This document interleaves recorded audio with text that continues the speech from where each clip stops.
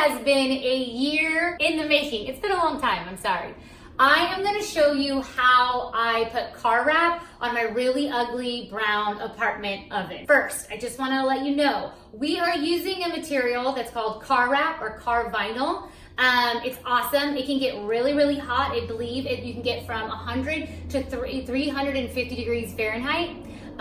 So it's great. It's great for your oven. But you have to understand, not all ovens are alike. So your oven might get a little hotter, especially if maybe the insulation inside of it's a little older. So you just really, really, really have to watch it and just make sure, safety first. I also just don't want to get a DMs that you burnt down your house, because you'll be sad and then I'll be sad. Secondly, you're gonna need a buddy for this craft. It's just so much easier to work with this material when you have some extra hands. Lastly, you're gonna need some patience. This craft is a little harder, but with it being a little harder, it's so rewarding. You're gonna be so happy with the outcome.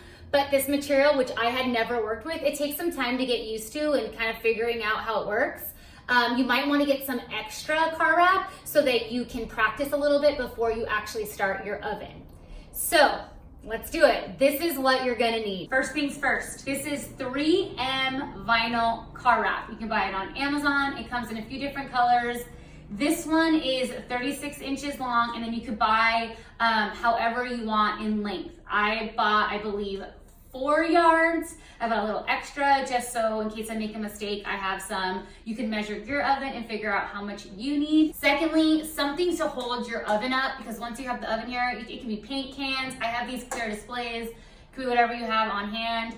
2 towels, because one gets kind of messy. And then the second one is gonna be if you have insulation inside of your oven, you need to put it inside of something just to kind of keep it away, because that stuff is pretty gnarly.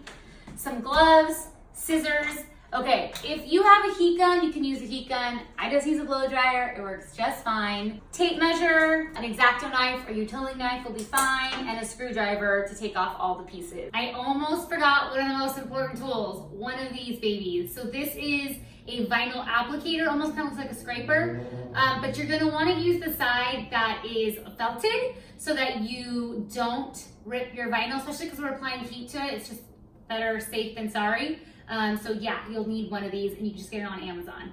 Safety gloves. My oven comes apart, so I take it apart and it's really nice. It's easier to work with, but it has insulation in it. Insulation is really, really gnarly and gross, and you don't want to touch your skin anywhere, so you have to wear some safety gloves.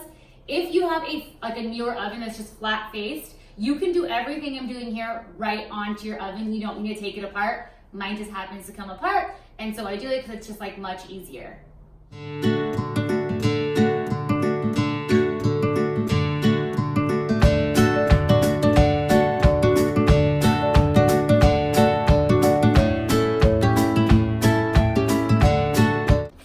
Now we measure. I like to measure out all the piece that I need so that the vinyl is easier to work with and it's not cumbersome. I like to have an extra 2 inches past the edge. You can see the oven has a curve. So I'll go 2 inches past here and then 2 inches past here, and I'll do the same for the other side. A few notes, just make sure your oven is as clean as possible. Ours is pretty old, so there's some old gunk that ain't coming off, and that's totally fine. But as clean as you get it, the easier it'll be for the vinyl to stick to it and not come off.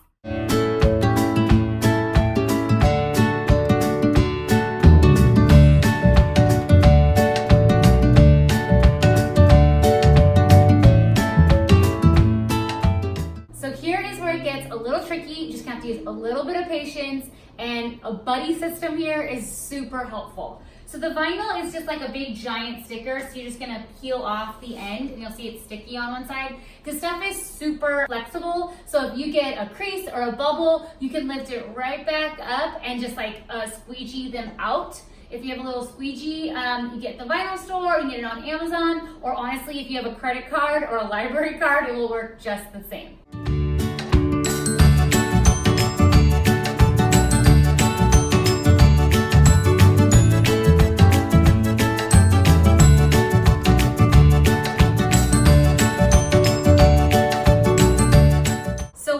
Get the top on. If there's a few bubbles, it's fine. You can kind of push them out. It's fine at the top. See the top, the ends are kind of messed up. We're gonna fix that. And this is where you kind of take your blow dryer and it sort of just helps stretch the vinyl, so it almost like sucks it all in and makes it look nice and taut and pretty.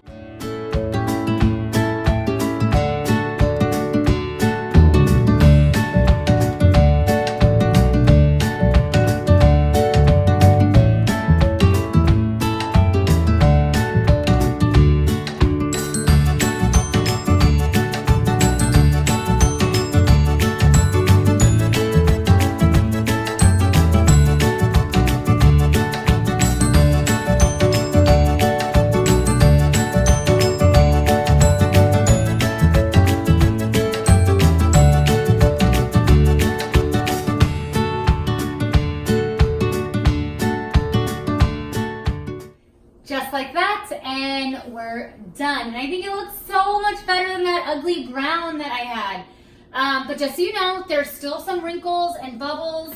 They're all in here. You know, don't get frustrated if you can't get them all out. I have them. Like I said at the beginning of this video, this craft is a little tougher. It takes some patience. You have to figure out kind of how the material works. But I think it's worth all the hard work because look how pretty it is, and it's so much better than what it looked like before. And if you have any questions, feel free to DM me. I want you to be successful with this. I know that sometimes we're stuck with like eyesores like this, so it's always great when you can like do something to make them better and just make you all around happier. This just makes me all around happier. Lastly, because I always get asked, what are you wearing? Doesn't matter if I got it at a thrift store or whatever, so I just thought I would just answer it here. So I am wearing a Madewell pajama shirt that I have my lunch on, that I wear to sleep and during the day. These are also Madewell high-waisted button-up light jeans, and I'm wearing Dolce Vita slip-ons that I got at DSW. I hope you enjoyed this, and let me know if you end up, I feel like you can do this technique on a refrigerator, on so many other things, so let me know if you have gotten creative and it works on other stuff too. Good luck, happy wrapping.